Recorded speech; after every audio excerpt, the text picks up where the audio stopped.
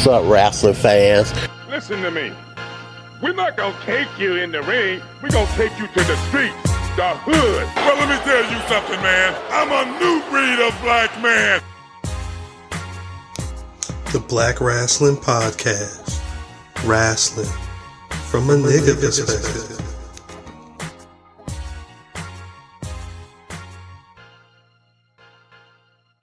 On the way to becoming the most dominant TV champion ever, the baddest champion you've ever seen, Mr. Violence at his finest, man. The notorious Shane Taylor is here with IlFam79 on your social media choice from the Black Rasslin Podcast, Rasslin from a nigga perspective. Shout out to Cal, shout out to Matt. You already know, brother Shane, man. Welcome, and I appreciate you, brother. What's happening?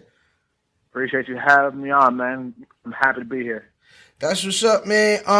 So let's just get to it, man. I hear you from the east side of Cleveland. Listen, I don't want no smoke. You know what I'm saying? I tell niggas all the time I'm from Severn, right outside of Baltimore. But right off the gate, man, just some light stuff.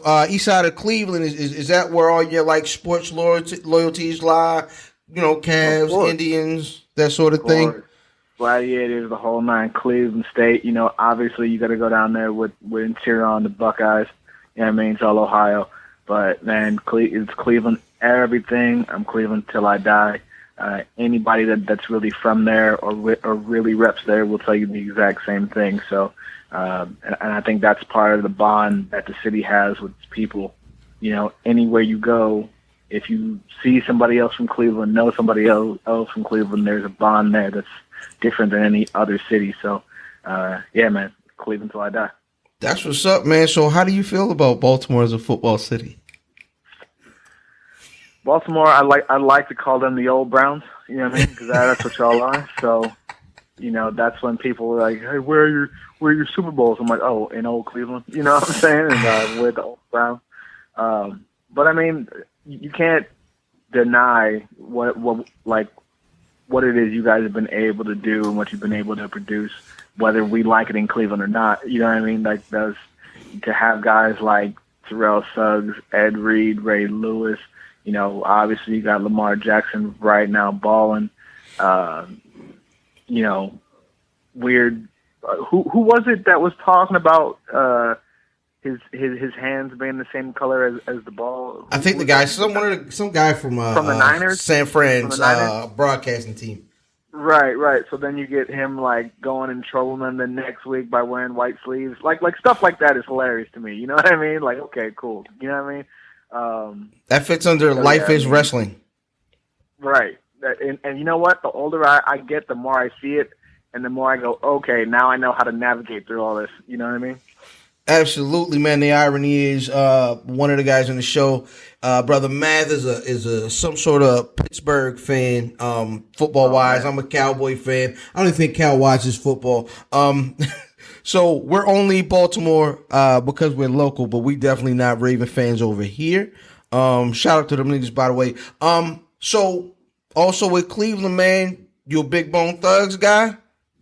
Man, don't even disrespect me like that. Of course.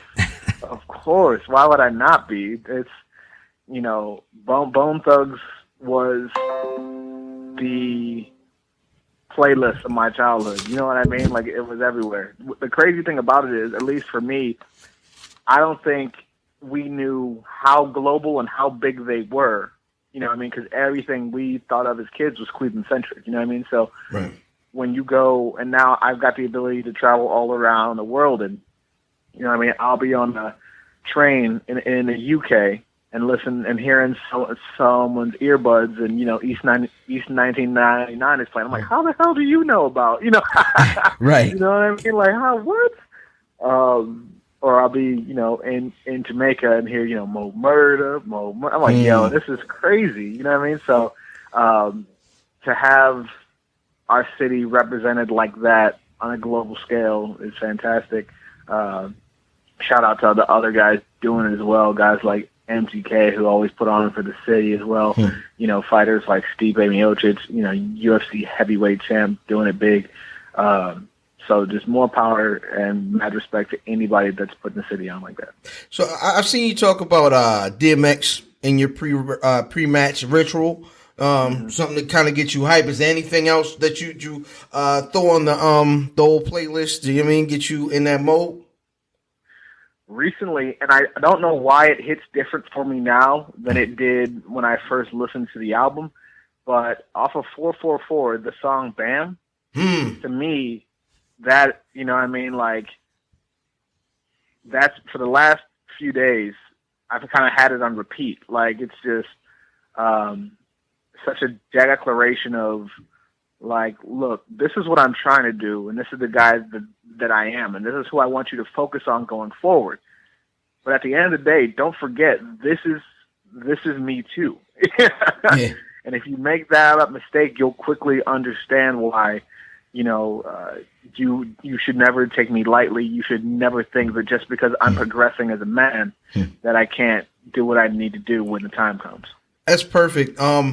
Because I wanted to ask you also, like, I like that dichotomy. So, like, how do you reconcile being like a father in this business? You know what I mean? The business of professional wrestling. We've seen, like, in movies like Beyond the Mat with Jake and his daughter, and we've all seen a bunch of like issues with like kids and having problems with their parents or their father, right, whoever's in the business. How do you kind of reconcile that and make sure, you know, that doesn't become your relationship? Being a black person in this society, in this nation, is already hard enough for raising kids. It's already hard. It's hard enough being yourself. It's hard enough for raising kids, and then you add the professional wrestling business on top of that. And for me, the way I keep it where I need it to be is I always remember that my kids come first. This sport comes second. I can make money doing anything, but for them, it's not going to matter at the end of the day how many toys they had, or, you know, the neighborhood that they grew up in. It doesn't matter if my daughter gets to eat, you know, toast with avocado on it or anything like that. Like, you know what I mean? Like, they care about, were you there? Were you involved? Were you engaged? Did you give me your time and energy? Did you give me your love? That's all they're going to remember. You know, so I limit a lot of the opportunities in travel that I could be doing because I don't want those horror stories. I don't want my daughter to grow up and be in her 20s and 30s and, you know, be wilding out because daddy didn't love her enough. You know what I mean? Like, that's never going to be a thing. So I make sure to take care of home first, and then I balance out the rest of it with the things that I have to do. My man. Who are your kids' favorite wrestlers? Oh, it's funny because my daughter loves my big brother, Ray Rowe, currently Eric of Viking Raiders fame. So she likes to watch matches where, you know, he's beating me up and stuff like that. And I think I'm probably like her third favorite wrestler, or fourth. It goes Eric, and then you got Bailey and Becky Lynch, because she got some wrestling like action figures of them, and so they shot up her list, and so I'm like fourth now. It's weird. Okay, so now my wife is also an educator, right? And I so I can kind of feel you, you know what I mean, what you go on in your house, as we talked up, you know, before we started recording here. Is there like a yin and yang in that relationship that kind of helps, like, because what you do is very non-teacherish. It's very wild. Right. You know what I'm saying? Non-teacherish, I like that. So how does that, you know what I mean, that yin and yang work? How does that help the relationship? It's it definitely keeps me level. Because I tend to be a wild dude, you know what I mean? And being from Cleveland, like there's a lot of things, especially like as I go about my life now, that if you'd have asked me 6-7 years ago would have been a completely different outcome. You know what I mean? Things that people say, things that people do back then would have had much different consequences than they would now. And that's not to say that those same actions still won't happen. It's just I would have to weigh it out and go, okay, is everything in place to make sure this is what I need to do? But yeah, like, you know, there's times where I'll see things and I'm going through things and I want to wild out, and she's like, babe, calm down. You know what I mean? Like, this is what you got to do. You know where you got to go. Don't let this jeopardize all the work you put in. And even as far as like, you know, people like looking up to me or things like that, I've never seen myself that way. You know, I always will see myself as just a kid from the east side of Cleveland, Ohio. You know, there's nothing special about me.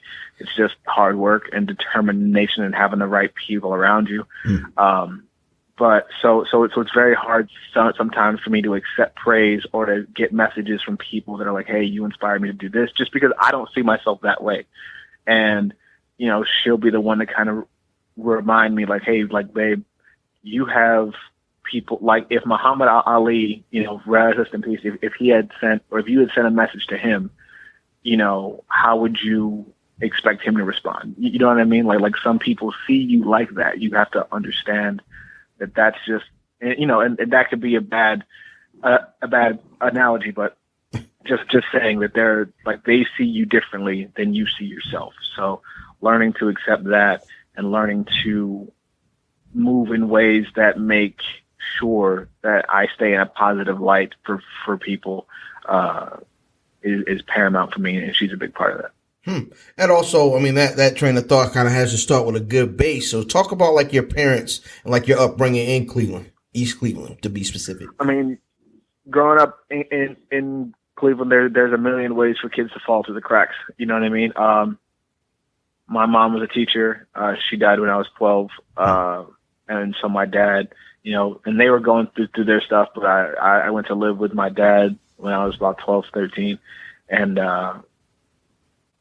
you know, he did the very best he could to raise his three boys around everything that there is that can throw you off track. And for a while there, you know, it seemed like me and my cousins were on the fast track to trying to create our own legacy, you know, in the wrong way. You know what I mean? But he sat me down one day and kind of just gave me the game and was like, hey, look, if this is the route you want to go, I'm not going to tell you not to do it. You know, like, you know, you're going to do what you're going to want to do, and I will show you how to be the best at it. But there's no retirement plan for this. There's no 401k. It's going to be a lifetime of paranoia. It's going to be a lifetime of you looking over your shoulder, and somebody is either going to put you in the ground or they're going to put you in a cell. That's the only way that there are no happy and retired gangsters. It doesn't happen, at least not black ones. You know what I mean? So that's just not a thing. He's like, or you could be a better man than I was, go to college, get your degree, you know, and do things in a different way than I did. And so him having him being Superman in my life for me, hearing those words from him was like, okay, I took that challenge to go, okay, I will try to be better. I will try to do more, you know? And now it's funny because for years of my life, for most of my life, I was his son. You know, he knew everybody. He had all the connections. And now things are starting to turn, and now people are recognizing him and going, hey, you're Shane Taylor's dad, right? You know what I mean? So it's a cool little switch up, and he really digs it too. So how'd you go from that conversation, like with your pops, and that, you know, I mean, push forward to becoming Shane Taylor, the wrestler?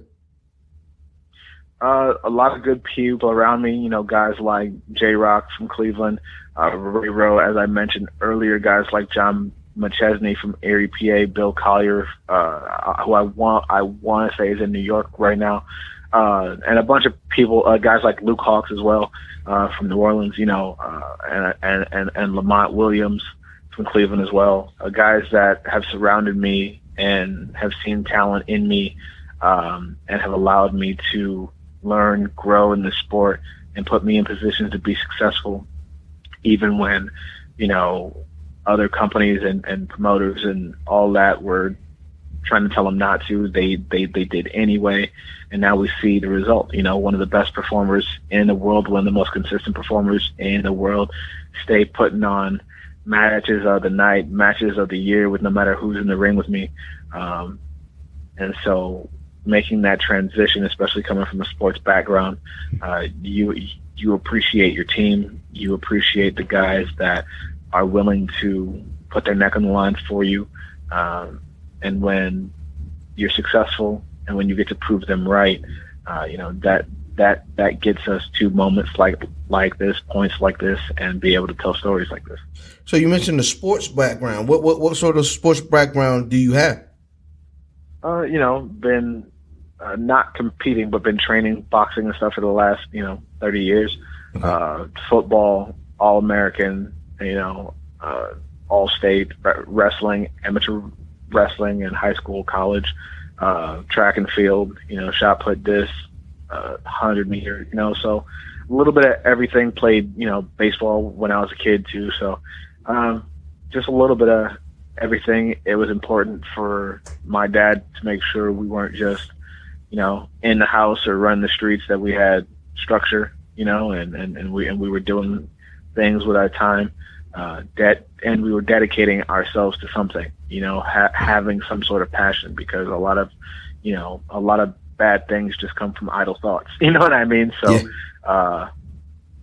He wanted us out there and doing things and competing and just kind of seeing how and learning those lessons, that help you grow into a better person.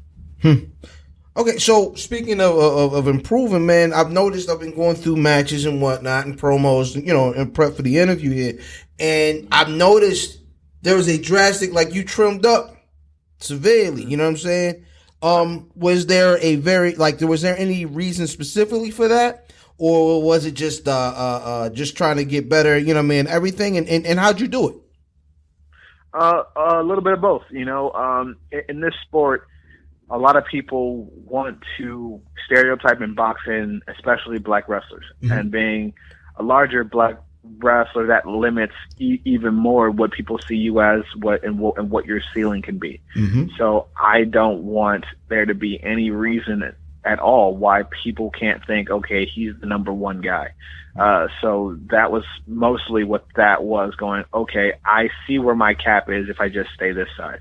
What if I present to them a true main event package, a guy that can go out there and do everything that there is to do in that ring when I want to do it, So it was about limiting the nose and expanding who and what it is I could be in this sport.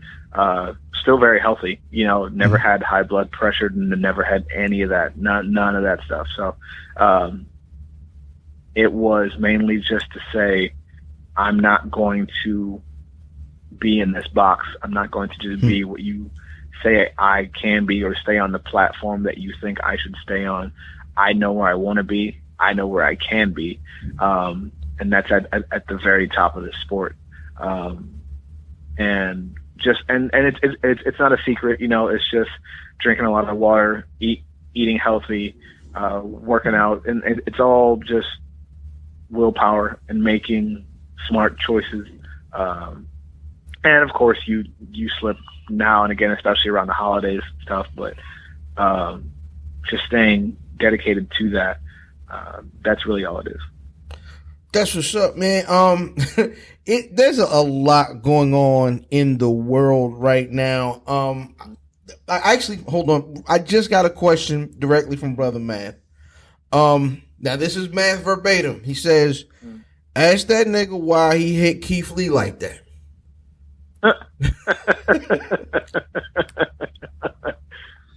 Listen, the best way that I can describe that, and Keith will tell you from knowing me, when I have a point to prove, I prove it. It doesn't matter who the target really is. And at that point, it seemed like, for as much momentum as we were gathering as a team, it seemed that all of the focus was Keith is a star and Shane is just there.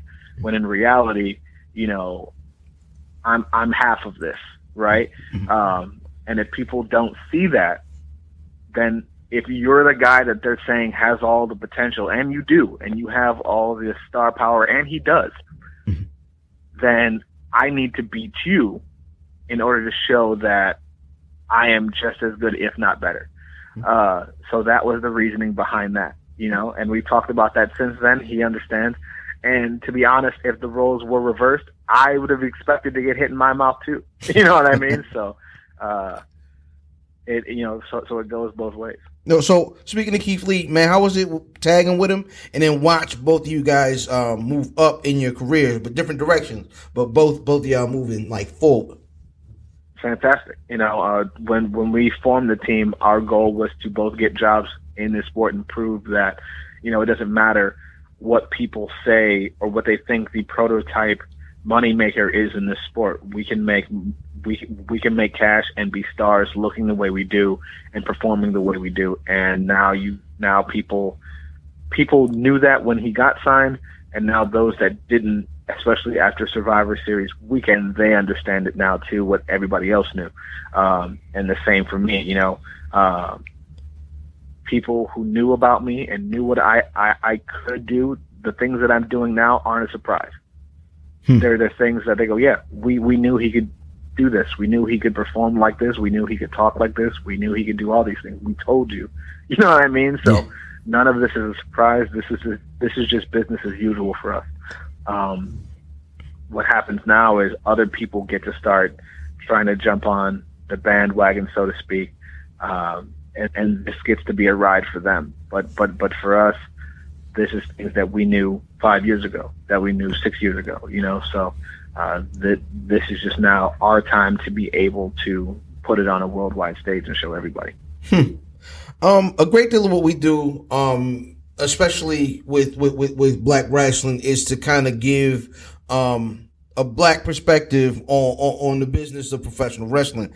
And we do these interviews just to kind of get put our audience on to a lot of these workers, you know what I'm saying, and get them searching on YouTube and going to this and going to that and checking everything out. And I know you do interviews and whatnot, but I also like to get you guys' take on just the climate of what's going on right now. Like, I know there was, I don't know if it's official or rumored, but there's some relationship between Ring of Honor and NWA. I know you haven't been called to be on that show. As a matter of fact, I haven't seen many. I haven't seen much multiculturalism on that show that much.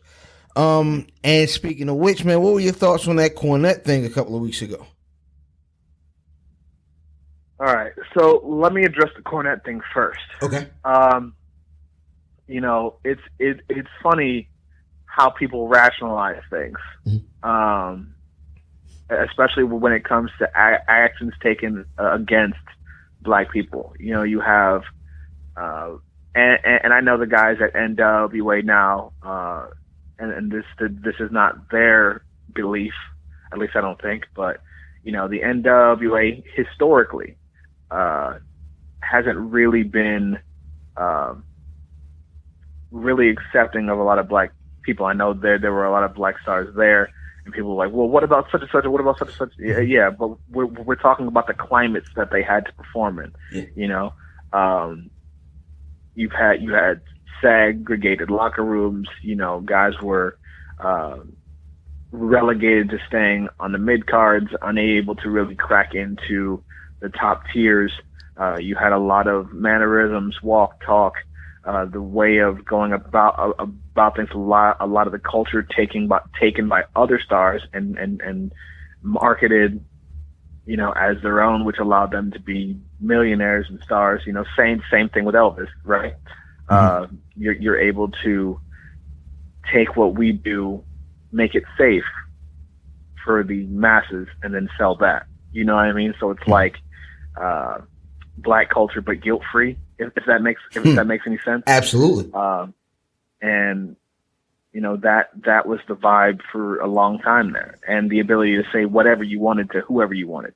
And he's from that era. Now, I have no problem with Jim personally, but you could have said a million things about that guy. If your goal was a poor joke, you could have said he's tough enough to carry a winning lottery ticket through a trailer park, and we would have got it.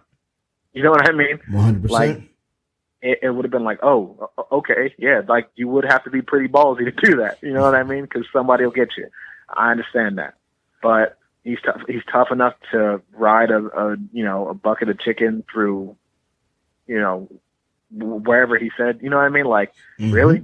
Yeah. Like that's specifically a stereotype about black people. It's not about poor people. Like, and that makes that comment racist as hell. Like, and this is the thing about that too. Like, people somehow think like just because you have black friends or you date black people or you have black kids that somehow you can't be racist. No, you very much still can be. Awareness is not sexually transmitted. Right. Like, there's not, it doesn't mean like that. It's a mindset. It has nothing. It's how you treat people. It's how you treat people. It's a very, like, they're not mutually exclusive. You see what I'm saying? So, yeah, like people can somehow always rationalize things like that. But when you look at a guy like Vic and they go, oh, well, I could never understand how he should get another chance. Like, really? You don't? You just did over here. You know what I mean? Mm-hmm. Like, you understand that people make mistakes and one mistake shouldn't haunt you for the rest of your life. You know what I mean? Like, you can remember what someone did and allow them to try to move past it without forgiving what they did. Mm-hmm. You know what I mean? Like, so if you can understand that for different things, why is it any different over here? Mm-hmm. You know what I mean? So, to me, it just shows, where we're at as a society. But that's the Cornette thing. And what was the other part of that? Just talking about, I was just saying, I know there's a rumored partnership, or I'm not sure if it's official, between ROH and NWA. I haven't seen a lot of representation on that show. Right. I wouldn't mind seeing you over there for a little bit as well. I mean, if there is a partnership, I mean, yeah. I as far as I know, right now it's two separate companies, and I think that they're going to remain separate going forward. My stance with Shane Taylor Promotions and what my company does, I'm willing to defend my championship against anybody from any company that thinks they're bad enough to stand there and throw hands with me. So, if that's someone from the NWA, I'm more than willing to come there, and smack their guys around just like I smack ROH guys around, just like I'd smack, anybody else's company's guys around in order to keep my championship. So,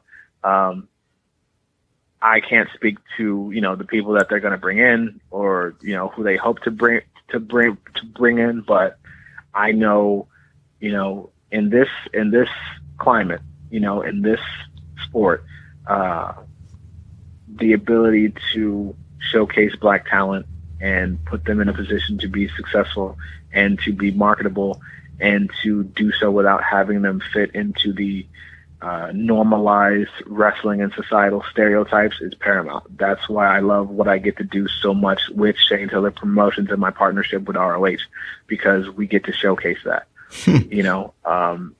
Other places, not so much, and even, even places that are coming here now, I don't see any representation in those places either. You know what I mean? But all I can be concerned with and what we can be concerned with is how we make ourselves look and how we, produce the best quality, wrestling and matches and images possible. And for me, that starts with me. And I take that responsibility for not only myself, but my guys. And the goal will be to take Shane Taylor Promotions to as many places and as many countries as possible in order to continue to spread that message and can continue to showcase talent and people in a way that we can be proud of, our culture can be proud of, our families can be proud of, and show that, you can be successful and not have to sell your soul or your culture out to do it.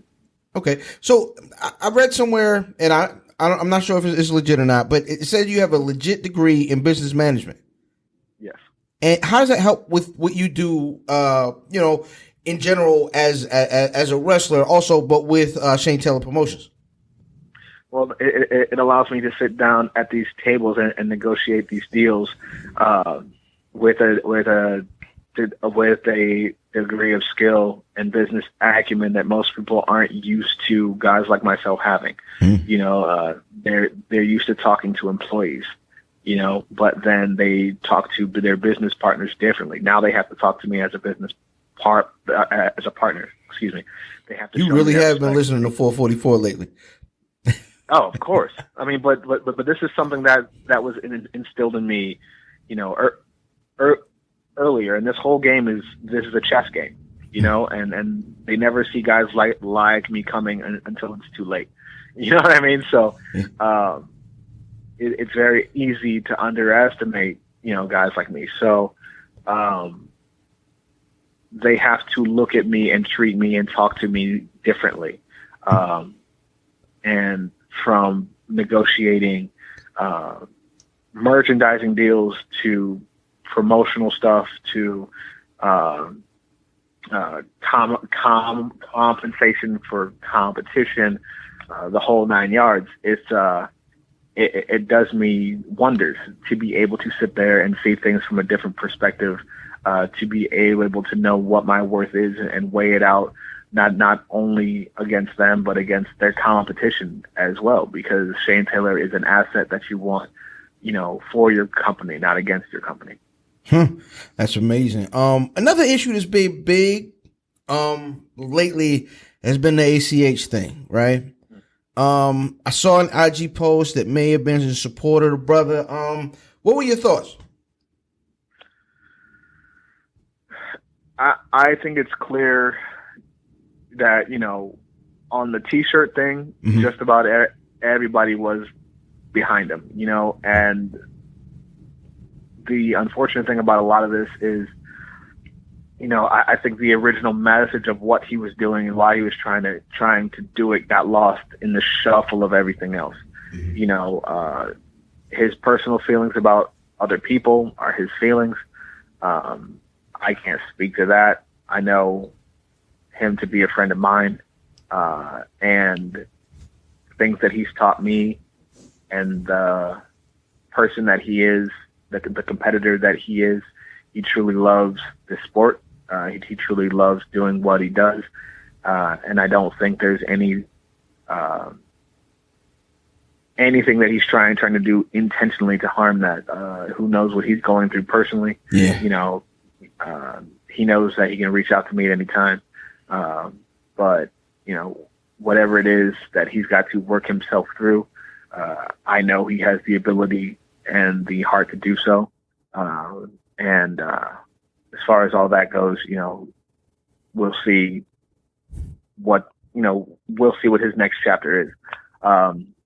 But so many people, you know, and you have guys that, you know, are going after him or just saying, you know, hey, chill out, you know what I mean? Because unfortunately, people see us as a group, right? So you'll have one person that does something and then it reflects back on everybody. You know what I mean? Whether the intention was to do that or not, that's what happens, you know? So you have people now kind of saying, hey, chill, you know, it's hard enough being us, you know, without adding the extra. But sometimes, you know, like sometimes the extra is needed to bring eyes to a situation that needs to have attention brought to it, you know? So, again, I can't wait to see what the next chapter for him is going to be. And if he's got to reach out to anybody that he needs to, my number is there. I know a number of other people as well, you know, would love to hear from him, because that's what we're here for. You know what I mean? We're here to help ourselves, but help each other get through this. And that's what we'll do. That's what's up, man. In probably the spiciest piece of current events, earlier this week, Sunday, I believe it was, there was a list apparently posted online, said by Joey Mercury. and there were a list of names that were said to be possibly released in January, and your name is rumored to be on that list. What's your reaction to that? Have you heard anything like that directly? Nothing directly, and when I heard about it through rumor, this is the thing. This is the internet, all right? This is the age of bullshit and spin. This is the age of no context and people making wild decisions, right? So when I heard about it, two things happened. One, I got pissed off for about 30 seconds. And then after that, I got really excited. and for those that don't know me, that sounds weird. But for me, there's nothing I love more than making people look dumb and proving people wrong. So something like that to me was like, oh, hell yeah. Like, I get to go, and if this is how anybody feels, if this is truly how they feel, then I get to make you look stupid, immediately. You know what I mean? Like, I get to make you look dumb right now. But, again, nobody knows the context of the conversation or what it pertained to. But honestly, it doesn't even matter to me. It doesn't matter for me because I don't work for Ring of Honor. I work for myself. I work for Shane Taylor Promotions. So you can't release someone that doesn't work for you. You know what I mean? You can't fire someone that doesn't work for you. And that was the whole point of creating the company. I had a feeling back then, like, hey, you know what? If you're not going to promote me and put me the way, and showcase me the way I feel as though I can be showcased and promoted, then I'll do it myself.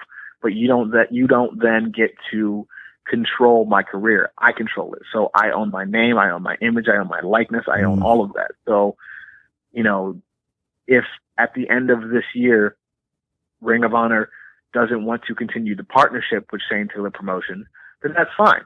But they had better hope I don't have the Ring of Honor World Television Championship still. So, so to me, keeping this championship is paramount to, holding the leverage that I need to continue to make the money that I need to make, have the fights that I need to have in order to reach the legacy that I want to have. And that's being the baddest Ring of Honor television champion of all time.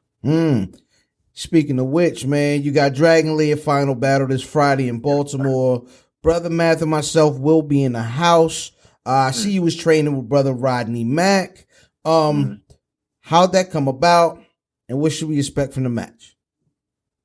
The training with Rodney came about, I always try to show love and respect for the generation before me that open the doors that I now get to walk through. Not only Rodney, but his wife Jazz as well. Are key components to that. He's been documented as to having his thoughts on the sport and the opportunities that he was allowed to have or wasn't allowed to have. And so we're kindred spirits in that aspect. Knowing just how hard it is and how difficult it is to be successful in this sport. I wanted to have somebody in my corner that would give things to me straight, that tell me things that I need to know, how I need to hear them, not just how I want to hear them. And during that training, during the whole fight camp, he was able to do that. And I'm looking forward to working with them more as I go forward and I go on this path. And what we can expect from the match with Dragon Lee is every bit of it that you would think as advertised. You're going to have one of the hardest hitters in this sport against one of the best high flyers that there are right now. Both of us have exciting styles. I'm interested to see how those styles mesh. He's also very reckless. He's willing to throw himself, put himself on the line to win just as I am. And so I'm excited to not only face one of the best in the world, but also drop him on his head as well, and prove that it doesn't matter if you're a heavyweight junior, if people think you're a newcomer, if people think you're a trainee or one of the best in the world. When you step to Shane T, you get put down like everybody else. And, he will be number 13, on my road to greatness. The single reign championship defense record is held by Jay Lethal at 35 championship defenses. Dragon Lee is going to be number 13. And after that, there will be 23 more to go until I break that record. And I'm going to break that record. So, to me, that's where all the focus is. That's where, all the eggs are, is in creating that legacy. And it doesn't matter if Dak Draper is waiting in the wings. It doesn't matter if Kenny King is waiting in the rings, in the wings, Brian Johnson, whoever it is. People are lining up around the block to fight Shane T because they know when you step in the ring with me, that's where the headlines are. That's where the light is brightest. That's what the world's going to be talking about. And then, and so that tells me that really at this point, the titles are just semantics. People know who the man is in ROH. They're not lining up around the block to fight Roosh. They're lining up around the block to fight me. So that tells me the championship to have in ROH is the World Television Championship. And so for me, once I beat his brother, maybe I then move on to him. That's what's up, man. Before we get out of here, can you give the folks that are listening one dream opponent, any era, maybe now, 20, 30 years ago, and also one match that if they aren't familiar with Brother Shane Taylor, that they should go check out on YouTube or any other platform?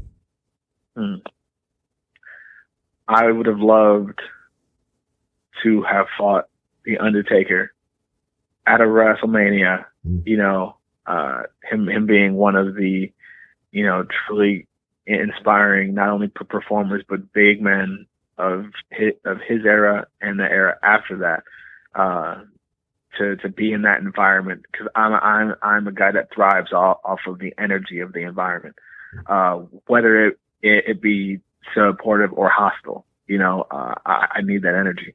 And I think that's an environment that would have been so unique, so one of a kind, that I would have loved to have been in that, and fight somebody like that. And if there's one match of mine that you want to go check out, you should probably go to ROHWrestling.com, sign up for Honor Club and check out either one of my matches with Jeff Cobb. Check out, my match with Joe Hendry, matches with Bandito, and pretty much anybody that, any match of mine that you've seen over or that you want to watch from the last year and a half, go check that out and see why, I've been outperforming a lot of pro wrestling's cult favorites for the last year plus, and why, the name that everybody should be talking about and that everybody should be, thinking about is Shane Taylor. Where can the folks get at you on social media? Of course, Twitter and Instagram at Shane216Taylor, Facebook.com/Shane Taylor. And if anybody's in the merch buying mood, head on over to ProWrestlingTees.com /Shane Taylor, all lowercase, and pick up not only some badass shirts there, but some Shane Taylor promotion shirts as well. And I greatly appreciate it. Appreciate an incredible 12-year career so far. And here's to, another 12 more. That's what's up, man. IlFam79 on your social media choice, at Black Rasslin, BlackRasslin.com, at Cal, at Matt Damon, all over the Twitter sphere. Thank you one more time, Brother Shane, man. And we out. Yep. Probably the hardest match I ever had in my life. But I don't like it when things aren't going my way. You got me mad now. Get in the ring with me. This time, I'm going full